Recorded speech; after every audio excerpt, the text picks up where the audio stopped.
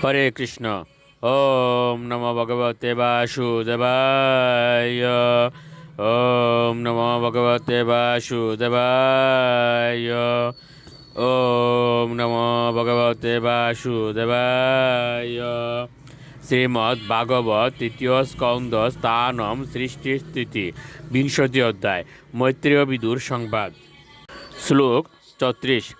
নৈকত্র তে জয়তি শালিনী পাদ পদ্মম গ্রন্থামুহ করতলেন পতৎপতঙ্গম মধ্যম বিষিদতি বৃহস্তনবারবিতম শান্তেব দৃষ্টিরমলা সুশিকা সমূহ।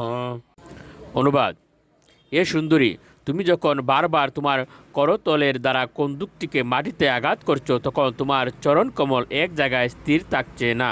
তোমার পূর্ণ বিকশিত স্তনের বারে যেন তোমার কটিদেশ প্রাণ শ্রান্ত হয়েছে এবং তোমার স্বচ্ছ দৃষ্টি মন্তর হয়েছে। আহা, তোমার সুন্দর কেশদাম কি শোভা বিস্তার করছে। শ্লোক 37।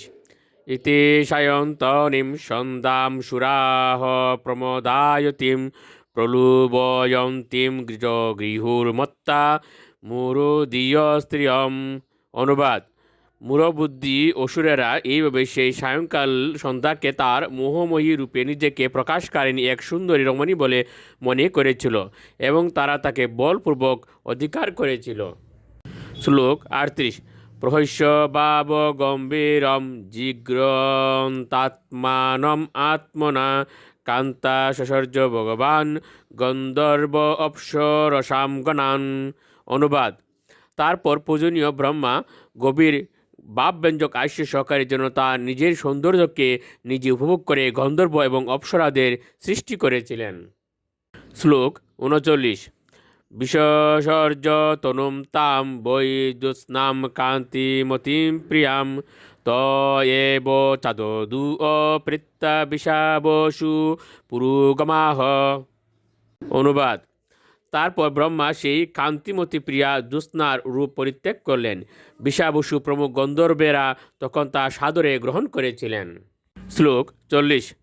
সৃষ্টাভূত পিশাচাংশ্চ ভগবানাত্মতন্দ্রিণা দিগাশো মুক্ত কেশান ভিক্ষ চামিলয়দৃশৌ। অনুবাদ: তারপর ভগবান ব্রহ্মা তার আলস্য থেকে ভূত এবং পিশাচদের সৃষ্টি করেছিলেন, কিন্তু তাদের সকলকে নগ্ন এবং মুক্ত কেশ দেখে তিনি তার নেত্রদ্বয় নিমীলিত করেছিলেন। হরে কৃষ্ণ।